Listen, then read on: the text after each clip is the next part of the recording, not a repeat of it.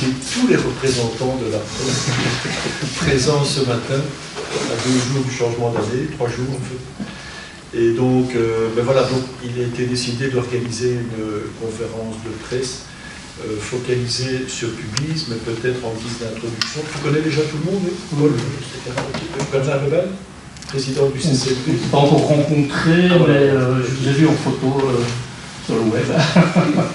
Et donc, rappeler quand même sommairement que la société, c'est plus de 3000 logements, mais dans les 3000, il y en a 2000 qui sont localisés plus particulièrement sur Nivelles et sur Tubize, et que donc aujourd'hui, la volonté de mettre sur le focus sur Tubize, suite à des interventions qui ont eu lieu notamment au niveau du conseil communal, et faire vraiment le plus grand éclairage sur la situation ici.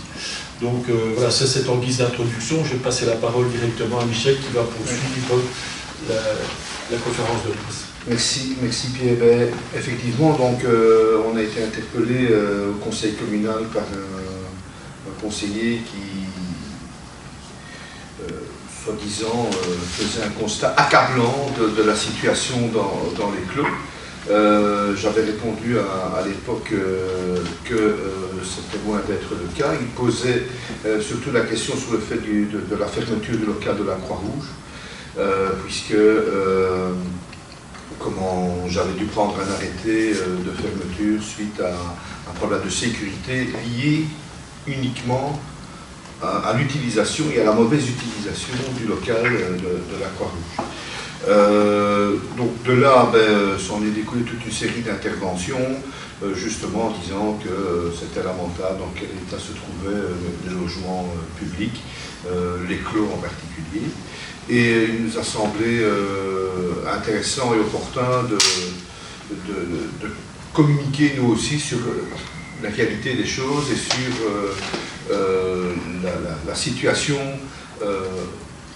des clos de la Bruyère, comme l'a dit Pierre, parce que le focus est quand même fait sur les clos de la Bruyère, mais des logements publics en général, parce que on ne se rend pas toujours compte, et les bénéficiaires des logements publics ne se rendent pas toujours compte de la chance qu'ils ont d'avoir un logement, de la chance d'avoir qu'en Belgique il y a des logements publics, il y a tout un système qui leur permet d'accéder et d'avoir des logements, qu'ils ont des droits, mais qu'ils ont également des devoirs. Et on doit chacun y mettre du sien et essayer de faire avancer les choses pour que ça se passe au mieux. Je suis content que Bernard Lebal soit présent parce qu'il est le représentant des locataires, président du CCLP. Et moi j'estime qu'il y a des institutions, il y a des organes qui sont en place et que ce sont via ces organes que l'on intervient. Et on n'intervient pas en poussant le bouton rouge, vert, orange, bleu, jaune de certains médias en disant voilà, ça se passe pas bien parce qu'il y a le robinet qui coûte depuis 3 jours ou qu'on est privé de chauffage depuis une semaine. Moi je prends toujours l'exemple, personnellement je suis propriétaire de mon logement, j'ai dû remplacer ma chaudière, j'ai dû attendre 7 semaines pour avoir une nouvelle chaudière. Si on fait ça en logement public, directement la presse est appelée, vous êtes appelé et ça y est, on dénonce le fait qu'on ne fout rien, que voilà, c'est toujours la même chose. Et donc les gens ne se rendent pas vraiment compte de cette situation et que les sociétés de logement on fait vraiment de notre possible pour trouver des solutions aux problèmes rencontrés par les locataires. Ce qui est important aussi, c'est qu'il y a toute une série de choses qui ont été mises en place au niveau du roman Pays, justement pour essayer de trouver des solutions, d'être en contact le plus proche possible avec les locataires, d'être à leur écoute. Ils ont des représentants, et il y a ici à Tubize un membre du CCLP qui peut passer par nous pour faire remonter l'information si les créneaux de communication entre les locataires et la société ne fonctionnent pas. Mais ces créneaux fonctionnent 7 jours sur 7, 24 heures sur 24. Alors je trouve parfois de la mauvaise volonté que de dire qu'on n'arrive pas à contacter la société. Et quand on fait les relevés de gens qui se plaignent de savoir quand est-ce qu'ils ont pris contact avec la société, on se rend compte qu'ils n'ont pas pris contact avec la société, qu'ils n'ont pas respecté les filières de contact. Il y a le numéro général de la société qui est pendant les heures d'ouverture du bureau qui est accessible, mais à côté de ça, il y a une société avec un call center qui est en place, qui répond à toutes les questions et qui oriente et qui renvoie vers une garde à la société, et en fonction de la situation, on estime s'il faut intervenir ou pas, en fonction de l'urgence. Alors on leur dit bien entendu que s'il y a le feu, c'est les pompiers qu'il faut appeler, c'est pas la société, mais donc voilà. Donc je pense que c'était un peu pour recadrer les choses. Je vais peut-être céder maintenant la parole à Pierre, à Paul, qui va retracer un petit peu toutes les généralités et les investissements aussi, et tout ce qu'on a mis en place au sein de la société pour les clos ici à Tubize, mais aussi pour les autres dossiers de manière plus générale. Voilà. Voilà, donc globalement la société, comme Pierre l'a dit, donc c'est 3190 logements, globalement répartis sur 7 communes, avec principalement les 2 communes les plus importantes, donc Nivelles et Tubize, qui ont toutes les deux plus de 1000 logements. Alors actuellement, en matière d'intervention financière, nous avons plusieurs plans, et notamment un plan de rénovation donc, qui a été édicté par le gouvernement wallon.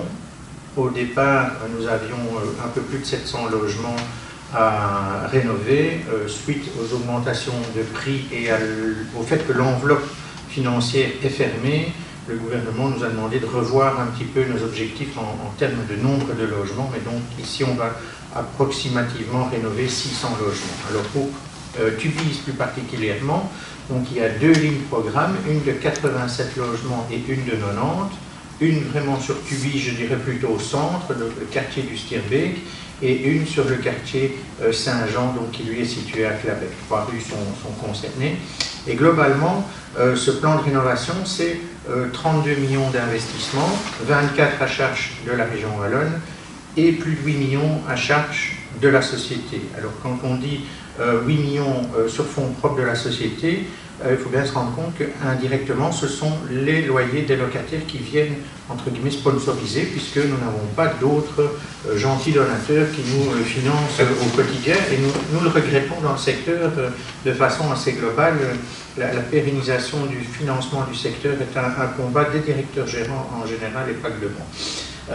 Alors, au niveau des 2 lignes programme, on est avancé aujourd'hui, puisque donc, on a déjà obtenu le permis de construire, le permis d'urbanisme pour la partie Tubize, et le 2e permis concernant Clabec sera introduit dans le courant du 1er trimestre 2023.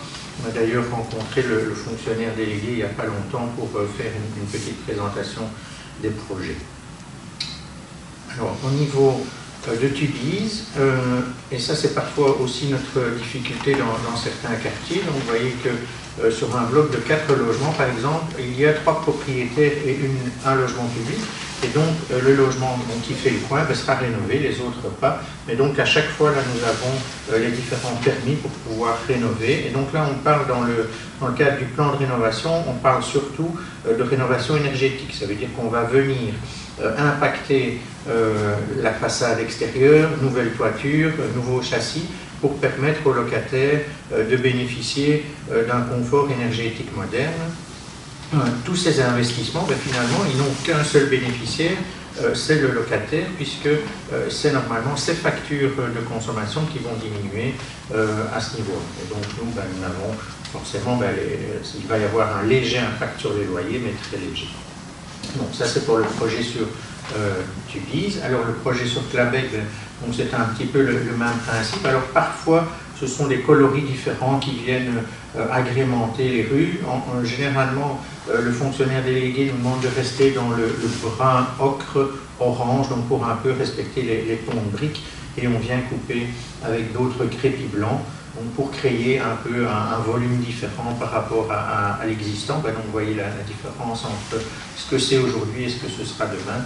Et donc ça, ce sera pour le projet au niveau de Claric. On a déjà eu, donc ça c'est vraiment des continuités, on a déjà eu des programmes Pivert 1, Pivert 2, et donc on continue maintenant grâce au plan de rénovation.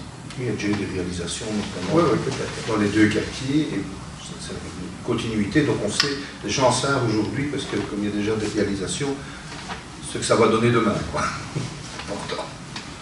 Alors, au niveau de quelques autres projets, mais donc là on parle bien de projets qui sont des dossiers, des réflexions en cours, c'est donc à l'arrière de vous êtes assis, il y a un terrain qui est disponible, et donc là l'idée ce serait de faire 14 appartements, donc ici en prolongation de la salle. Le terrain appartient à la société, donc pas de souci.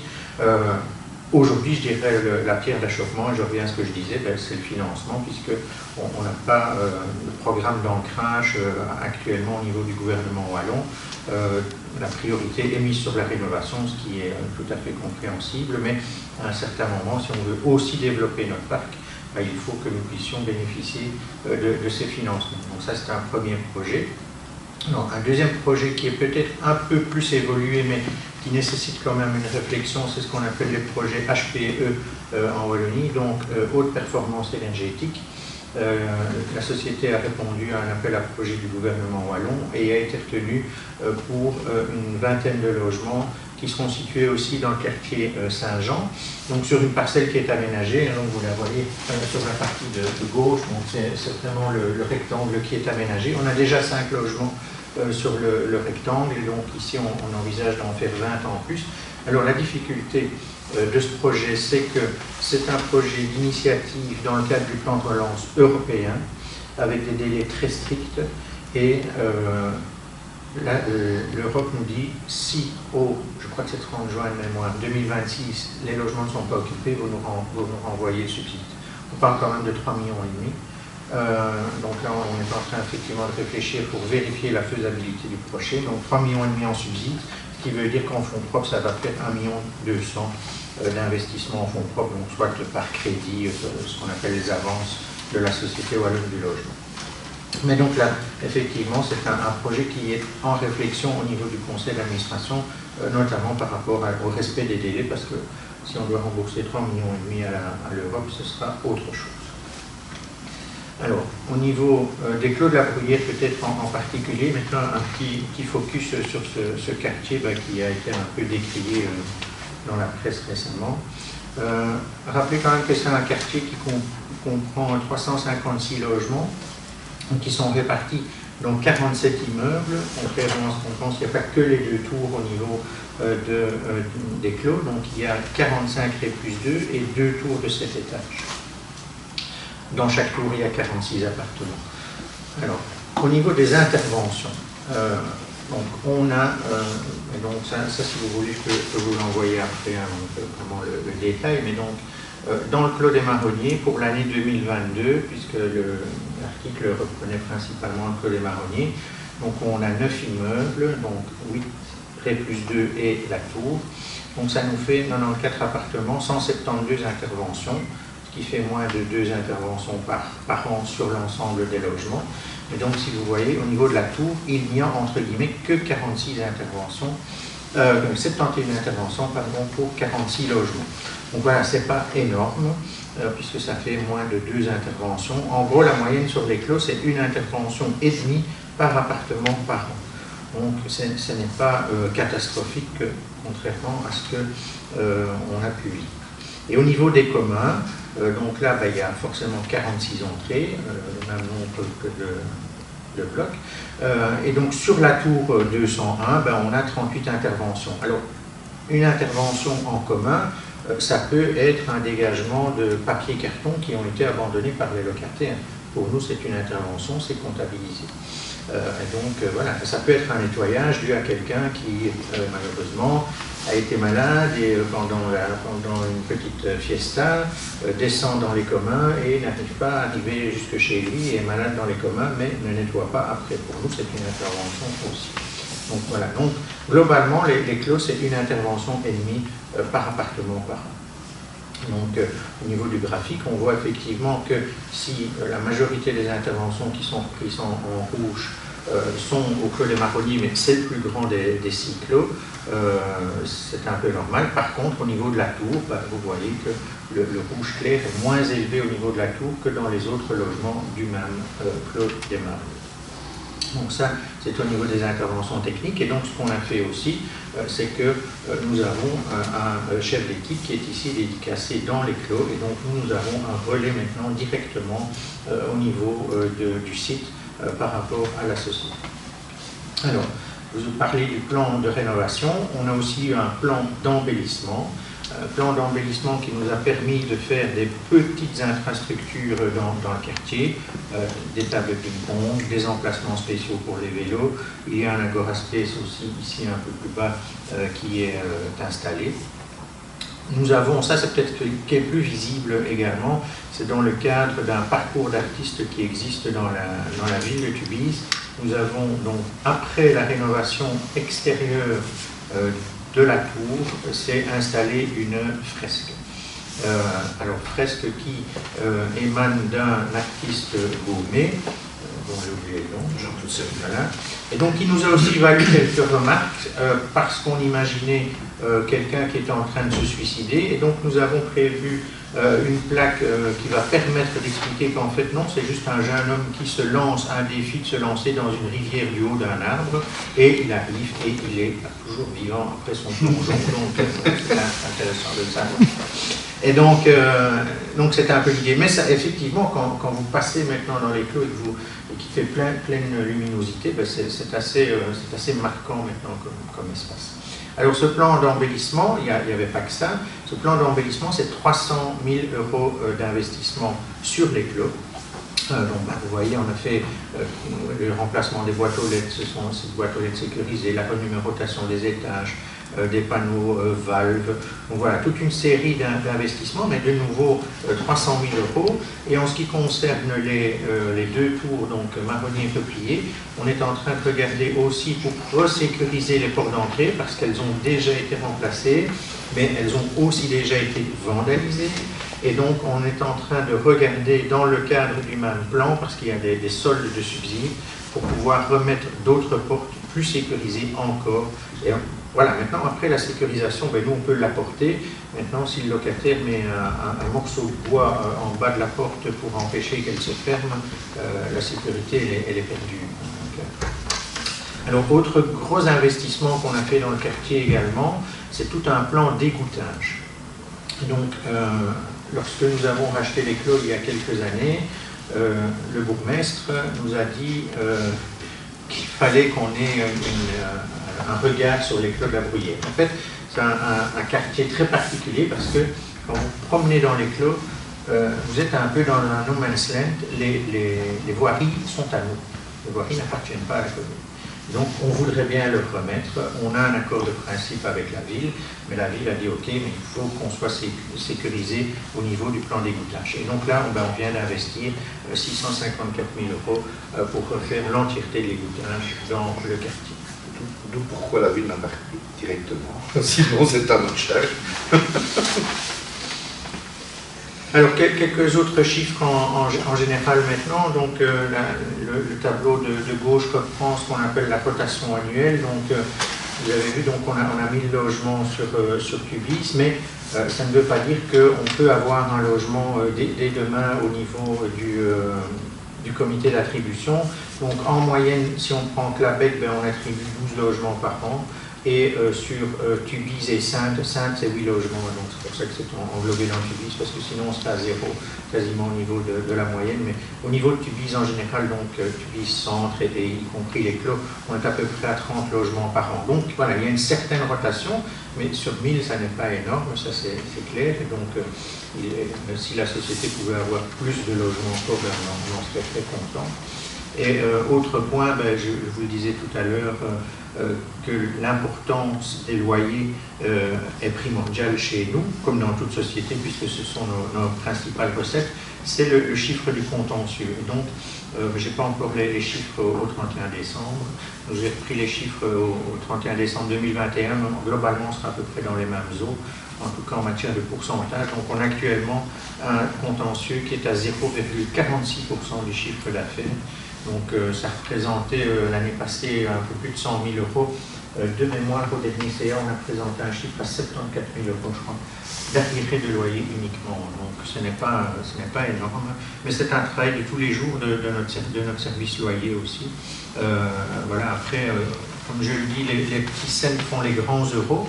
Et donc, au premier cent d'arriéré, il y a une procédure qui se met en place. Ce n'est pas du recommandé, hein, on est bien d'accord, mais c'est peut-être un passage d'un assistant social quand il est dans le quartier, un coup de téléphone en disant, ben voilà, ça peut arriver, un cent ou deux sur, voilà, au moment où on tapote le paiement.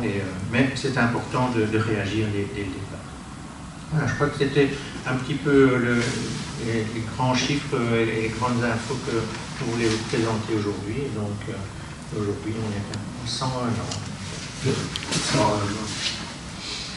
Peut-être complémentairement ce que Paul vient de dire, dans ce qu'on a mis en place ici au niveau des clos de la Bruyère particulièrement, parce qu'on a parlé justement qu'on avait remplacé les portes et qu'elles avaient déjà été vandalisées. Donc on a mis en place des actions avec la police de la zone Ouest Brabant-Wallon, avec une réaction directe de la part de la police par rapport aux appels de notre référent qui est ici sur place et par rapport au fait qu'il se passe de manière générale dans les clos. Donc il y a un suivi, tous les mois il y a une réunion avec les services de police pour faire le bilan de ce qui s'est passé pendant le mois et de voir si on doit adapter les choses. Donc on a aussi décidé au niveau de la ville d'installer 2 caméras de surveillance à l'entrée des clos, ce qui va nous permettre justement de contrôler l'accès et de pouvoir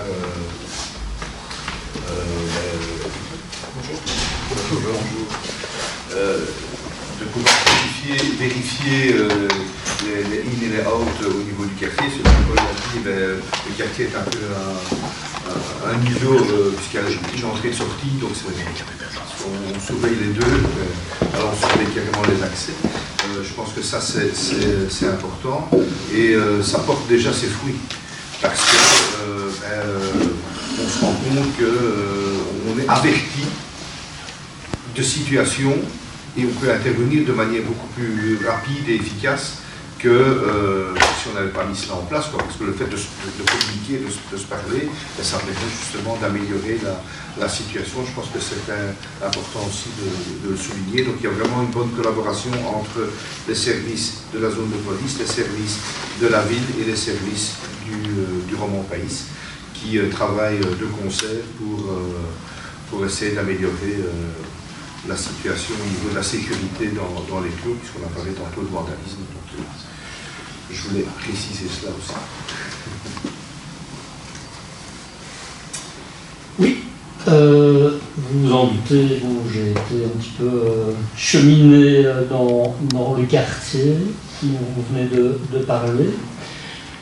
C'est vrai que personnellement, ma première réaction, c'est de se dire que globalement, il n'y a rien de choquant pour avoir fait beaucoup de reportages dans des logements sociaux. À l'époque, à Bruxelles, j'ai vu des situations quand même bien pires. Il y a néanmoins quelques cas où les occupants m'ont parlé de réparations dites assez précaires. Ils m'ont dit, c'est un peu l'emplâtre sur la jambe de bois, où il y a eu des cas apparemment où on est venu réparer des fuites d'eau et quelques temps après tout était à refaire parce que d'après eux les réparations n'ont pas été faites dans les règles de l'art ou alors parce qu'on aurait apparemment fait les réparations au moindre coût. Réparations trop légères qui auraient posé le même type de problème X temps après, rebelote de nouveaux fuites d'eau. Alors bon, on parle d'enveloppe budgétaire un petit peu resserrée, fermée en tout cas. Dans quelle mesure est-ce que ce contexte budgétaire difficile, qui est encore davantage aujourd'hui avec la crise énergétique, économique qu'on connaît, peut avoir un impact sur toutes les rénovations qui sont prévues? Est-ce qu'il y a parfois des choix à faire? Vous vous dites, bon voilà, on répare comme on peut, parce qu'on a d'autres priorités, etc. En matière sur les deux plans de rénov et le plan d'embellissement, ça n'a aucun impact sur les situations dont vous décrivez, parce que les situations que vous décrivez sont des situations où justement il y a, ce que j'ai dit tout à l'heure, un système qui est mis en place. Les locataires appellent, il y a le service technique qui intervient. Alors, je pense que dans chaque locataire, il y a un ingénieur qui s'ignore, parce qu'ils ont tous, ils n'auraient pas fait comme ça. Il faut mettre plutôt un coude plutôt que voilà. Enfin bon, voilà, ils ont tous leur avis sur la situation. Donc du personnel qualifié, donc ils savent exactement ce qu'ils font. Alors je dis pas qu'il n'y a pas de problème et que effectivement il n'y a pas de réparations qui sont faites de manière précaire dans l'urgence, mais il y a une régularisation et une intervention qui est prévue en règle d'urgence, et puis après on intervient peut-être quelques semaines après pour régler le problème. Alors c'est vrai que parfois, on n'a pas de chance entre les deux, il y a encore une situation qui se déclenche, on a l'impression que on ne travaille pas et qu'on ne répond pas à la demande. Pierre l'a rappelé tout à l'heure, on a plus de 3000 logements. Voilà, il y a 65 membres du personnel au total, dont 35 techniques, une trentaine techniques, enfin, c'est plutôt plus ou moins la moitié. Donc voilà, donc il faut remettre ça dans un contexte général. Chacun voit sa situation particulière. Bon voilà, alors... Oui, moi, ce que j'ai envie d'ajouter par rapport à ça, c'est que il y a toujours la volonté de la société de venir en aide aux locataires le plus rapidement possible. Et donc, il suffit de voir le nombre d'interventions de la régie le week-end passé pour illustrer que c'est bien le cas. Et il y a des interventions, soient-elles précaires, on peut les appeler comme on veut, mais c'est toujours avec le but principal, le but essentiel de venir en aide aux locataires. Maintenant, quand on parle, on trouve une solution le plus rapidement possible. Maintenant, quand on doit rénover des logements, 3000 logements, c'est quand même pas rien. Quand on refait par exemple des toitures, parce que c'est vrai qu'il y a des problèmes d'humidité, ça et là, il faut le reconnaître. On ne peut pas dire qu'il n'y a rien, c'est pas vrai. Et donc quand il y a des rénovations de toitures, des rénovations de beaucoup de choses, cela se fait d'abord pour plusieurs dizaines, voire même plusieurs centaines de biens. Paul l'a illustré tout à l'heure qu'on parle quand même de rénovation de 60, 70, 80 logements à la fois, et ce sont des procédures administratives. Alors nous, évidemment, en tant que mandataire, on peut le regretter parce que c'est toujours très long. Il faut respecter toutes les règles de chez marché public, en accord avec la Société Wallonne du Logement, la SEL. Ça nécessite des échanges, peut-être, qui nous font perdre du temps, mais la volonté, vraiment, et je reviens au point de départ, c'est de satisfaire au plus vite et au mieux, donc c'est parfois avec des situations précaires, le locataire. Concernant les portes d'entrée des habitants, on parlait de la présence parfois de dealers, en tout cas d'individus qui viennent de l'extérieur, qui ne sont même pas des jeunes du quartier sans vouloir stigmatiser la jeunesse. Parfois des éléments qui viennent de l'extérieur, faire du deal, etc. Mais malheureusement, ça crée visiblement des problèmes, des dégradations, vandalisme, etc. Oui, mais c'est ce que j'ai dit tout à l'heure, on a mis des choses en place avec la zone de police Ouest Brabant-Wallon justement pour essayer d'endiguer ce phénomène. Donc effectivement, et on l'a dit, il y a eu des dégradations déjà sur les rénovations qui ont été faites, donc pour nous c'est un coup aussi, et puis bon, c'est un peu désolant du constat que on ne respecte pas, en fait, c'est ça, c'est un manque de respect.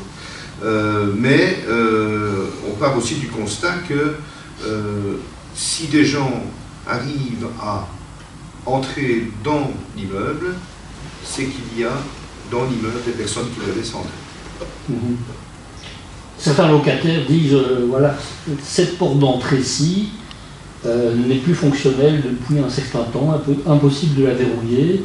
Et certains éléments externes en profitent, Oui. parfois Donc, des squatteurs, etc.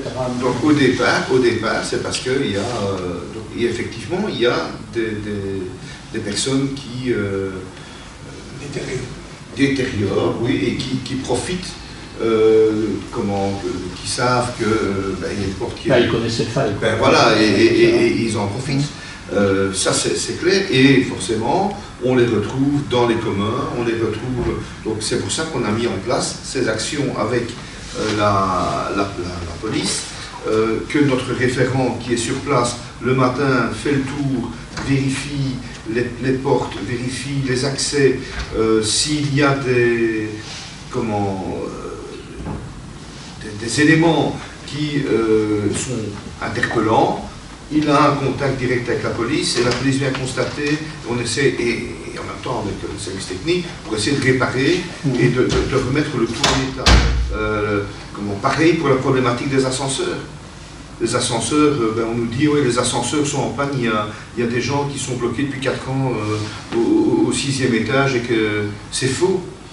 C'est faux. Et la dame dont ils ont fait état, elle a été rencontrée par le service du Roman Pays. Et elle était en bas. Ouais. Dans le hall d'entrée. Mais j'imagine aussi que... Et les conseillers qui l'ont rencontré, ils ne l'ont pas rencontré dans son appartement, mais en bas dans le hall d'entrée aussi, pour l'anecdote. Comme partout, pas uniquement dans le logement social, il y a des malfaçons dans le bâtiment, vieux comme le monde. Oui, ça c'est pas... Et évidemment, c'est pas propre. J'imagine que vous faites au mieux au niveau maintenance, mais avec un bâti qui vieillit parfois, des budgets serrés, etc. C'est pas toujours évident, j'imagine, de pouvoir assurer les réparations en temps souhaité par les locataires. Il y a un élément important concernant les clos, c'est que d'abord les clos ce sont des bâtiments qui datent des années 70, avec les avantages et les inconvénients concernant les matériaux. Donc il y a eu une rénovation des clos qui a été opérée dans fin des années début 2000. Début des années 2000. Nous avons, comme l'a dit Paul, racheté les clos 2017-2018. Après négociation. Parce que les clos appartenaient à la Société Wallonne du Logement qui voulait, et c'était le Roman Pays qui les gérait. Donc on trouvait quand même plus normal que ce soit tout dans le patrimoine d'une seule société. Donc, parce qu'on devait chaque fois demander les crédits et les budgets nécessaires que pour intervenir. Aujourd'hui, donc depuis 2018, nous sommes propriétaires des clos et donc nous sommes l'interlocuteur premier et direct pour les interventions dans les clos. Quand il y a des grosses interventions à faire, au-delà des plans de rénovation et des plans d'embellissement, on est, je veux dire, entre guillemets, libre de nos mouvements, sous respect des marchés publics et tout, bien évidemment. Et donc, si, et on l'a dit tout à l'heure, on doit remplacer les portes et modifier la structure même des entrées, c'est nous autres qui le décidons et c'est ce vers quoi nous nous orientons, c'est de pouvoir remplacer le système général d'entrée des deux tours. Parce que, comme tu viens de le dire, il y a des systèmes qui ont évolué et donc on va adapter, moderniser, je vais dire, les accès et en même temps les sécuriser. Bon. Maintenant, il n'empêche que, comme le dit Michel, on va sécuriser, mais si on met toujours un bloc au bas de la porte, la personne que vous évoquiez tout à l'heure, elle pourra toujours rentrer et là la sécurité, le propriétaire, qu'il soit public ou privé, ne sait rien y faire. Voilà, s'il y a finalement des incivilités dans l'immeuble de la part de quelques-uns, parce que il ne faut pas non plus dire j'avais bien pensé, voilà, ou de l'externe, effectivement.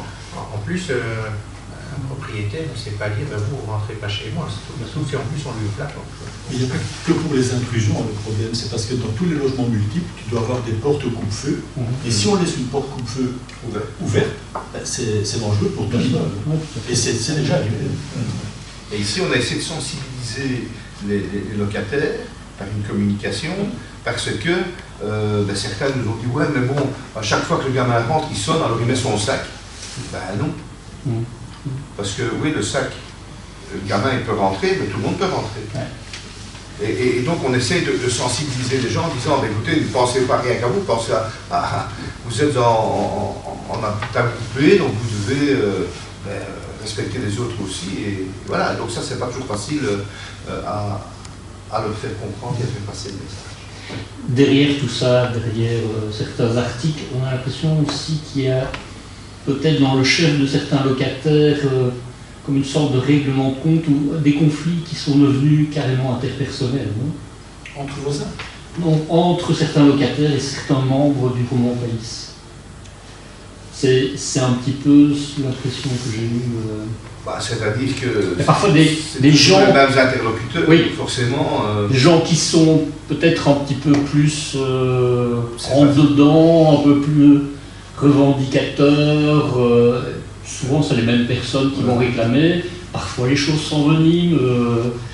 Et donc, du coup, voilà, là, il faudrait pas non plus avoir un focus uniquement là-dessus, évidemment, parce que moi, j'ai vu des appartements qui étaient nickel, qui n'avaient aucun problème. Il y en avait d'autres où, effectivement, il y avait des problèmes, mais comme vous dites, voilà. C'est pas l'usage qu'on en fait aussi. Oui, ça aussi. Maintenant, il y a des problèmes, hein, vous l'avez dit, monsieur Huard. J'entends bien, vous faites au mieux avec les moyens du bord aussi. Hein, parce que le secteur, que ce soit chez vous ou ailleurs, c'est pas un secteur où on roule sur l'or par définition. Mais, en fait, et donc, j'ai envie de dire que les moyens, on se les donne. Ouais. Moi, je trouve qu'on investit quand même beaucoup pour venir en aide au niveau des locataires. La seule chose, c'est qu'on a beaucoup d'outils, on a les moyens pour intervenir, mais on n'a pas de baguette magique. Et donc, c'est vrai qu'il y a des choses qu'on ne sait pas résoudre en très peu de temps et dans le coup de l'instantané. Permet d'ajouter aussi, c'est que nous avons un organe relais pour les locataires, ça s'appelle le CCLP, dont le président est ici à ma gauche. Et donc nous avons la chance de nous réunir 4 fois par an pour faire l'état d'avancement de différentes demandes remontant des locataires. Je n'ai pas tous les dossiers en tête, mais je peux dire que cette année, donc en 2022, il y a eu très peu de demandes, si pas aucune concernant Tubize. Les demandes portaient essentiellement sur Nivelles, Waterloo, Vernameux. Je ne me souviens pas, Bernard, qu'il y a eu beaucoup de demandes par rapport à Tubize. Mais ça, je reverrai de cette c'est donc dire qu'il n'y a pas meilleur moyen de faire parler d'un problème, c'est de s'adresser aux mauvaises personnes. Et donc, si les personnes, les locataires, et il s'agit d'un petit nombre, ne respectent pas les procédures mises en place pour eux, il est clair qu'ils n'arriveront jamais à des solutions qui les satisfont. Voilà. Ça, c'est...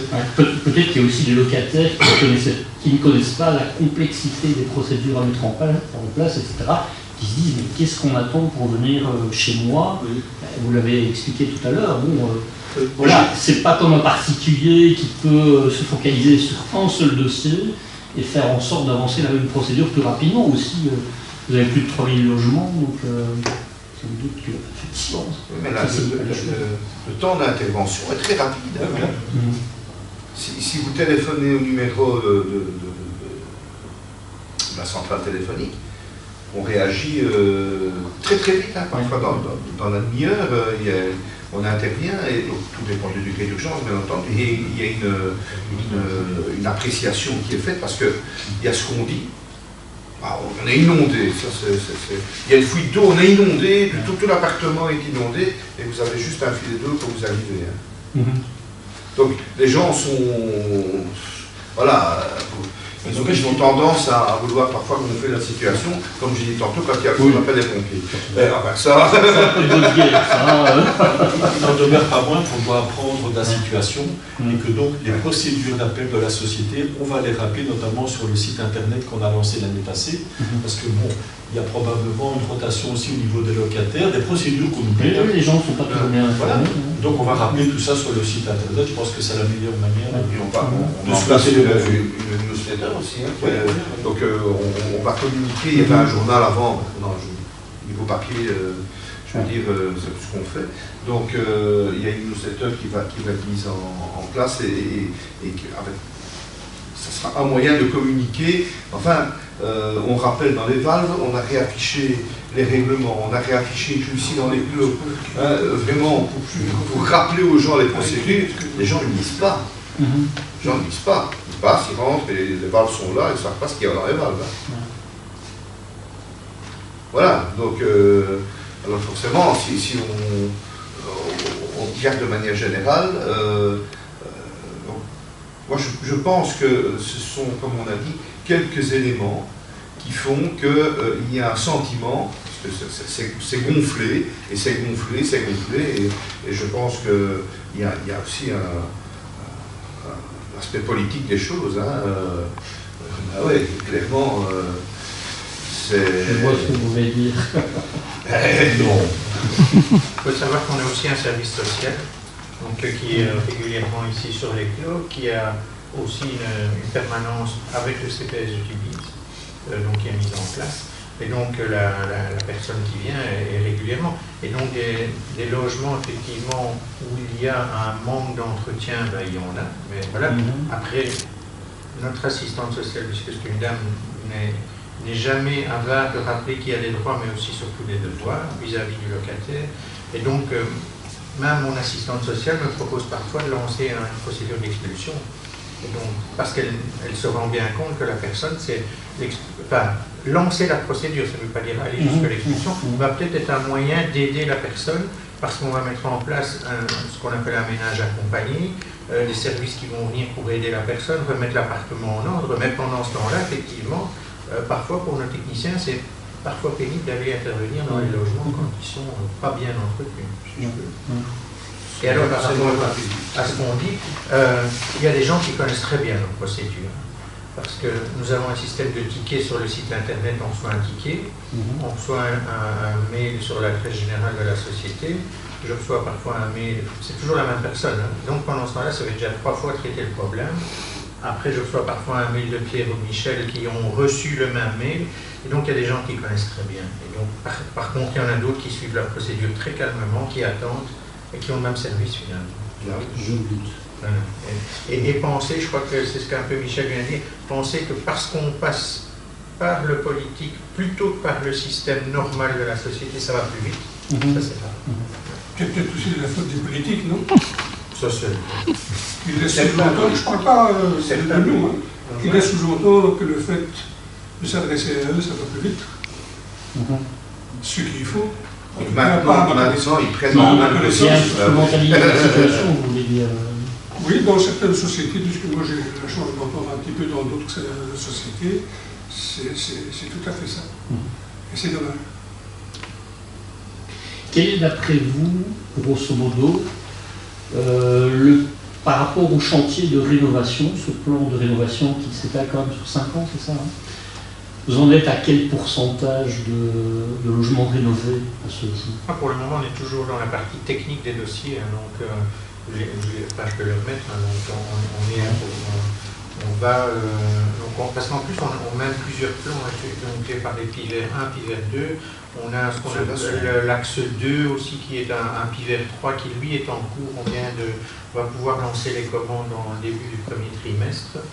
Et puis ici, normalement, on avancera dans le courant 2023 pour les projets, mais sur les... je ne dis pas de bêtises, j'essaie de...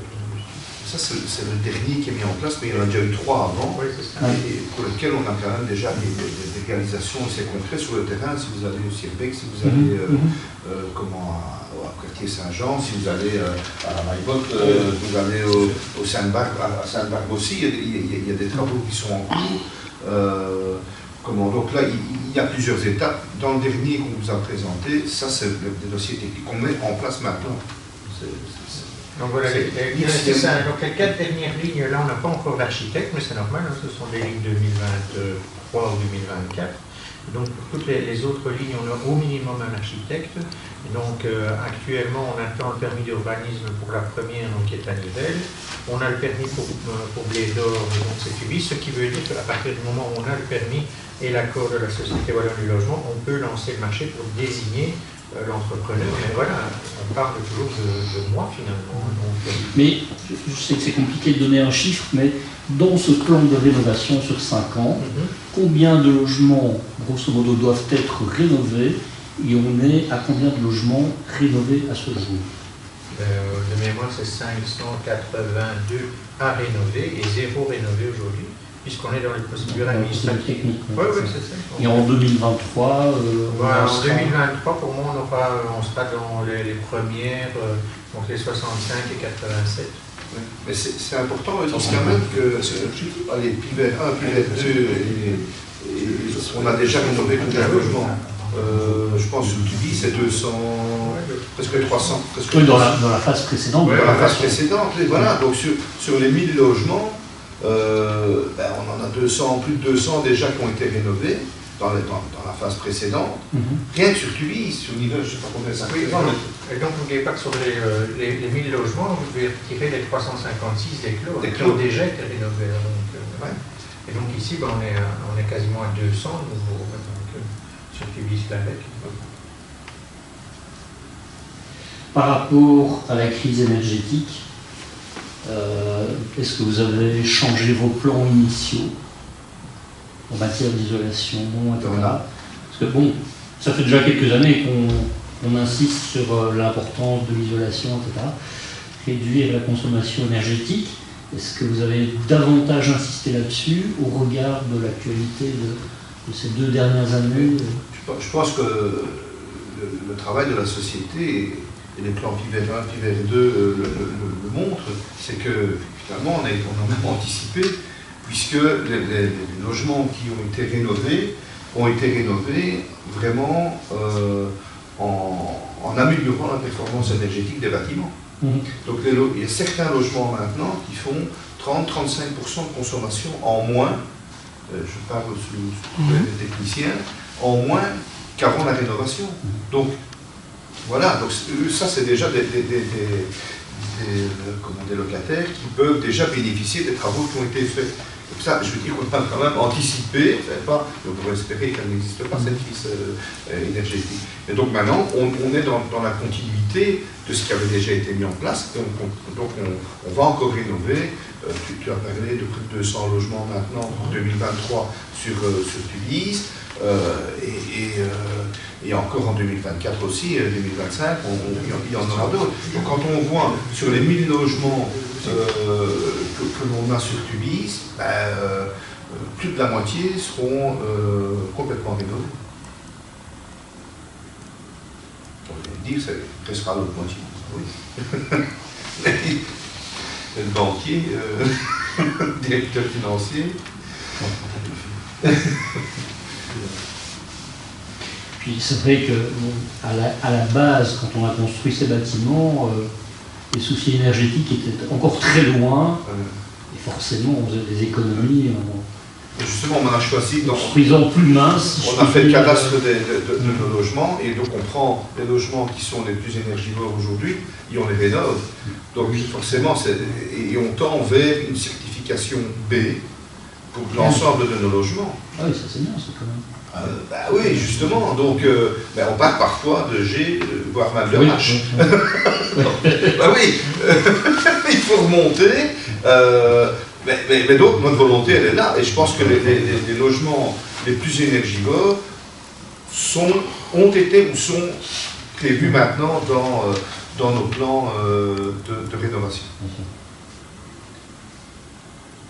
Il faut savoir aussi que le locataire, donc je disais tantôt, bénéficie de l'amélioration des performances énergétiques des bâtiments, donc bénéficie d'une réduction de ses factures en matière de coûts énergétiques.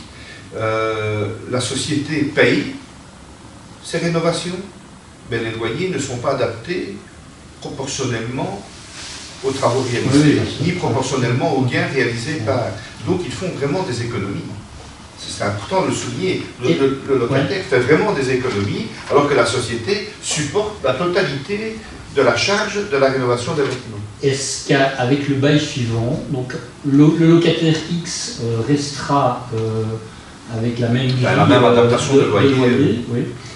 Mais est-ce que le contrat suivant, pour le locataire suivant, dans un même logement, lui sera revu à la hausse en raison d'une performance énergétique meilleure? Non. Non, ça reste bon. La clé de calcul de loyer n'est pas influencée par les travaux d'investissement liées à la performance énergétique des bâtiments. Ok. C'est d'ailleurs une des revendications des sociétés de logement de manière générale, en disant que on investit au niveau de la région wallonne et des sociétés de logement, parce que c'est sur fonds propres aussi, hein, donc la société, mais les loyers ne couvrent pas les investissements réalisés. Donc on demande d'avoir une part. Alors, si on peut avoir les 25% de fonds propres et qu'on peut avoir les 25% de différence pour rattraper quand même et reconstituer nos provisions, pour pérenniser le financement des sociétés de logement, parce qu'à un certain moment, ça va poser problème.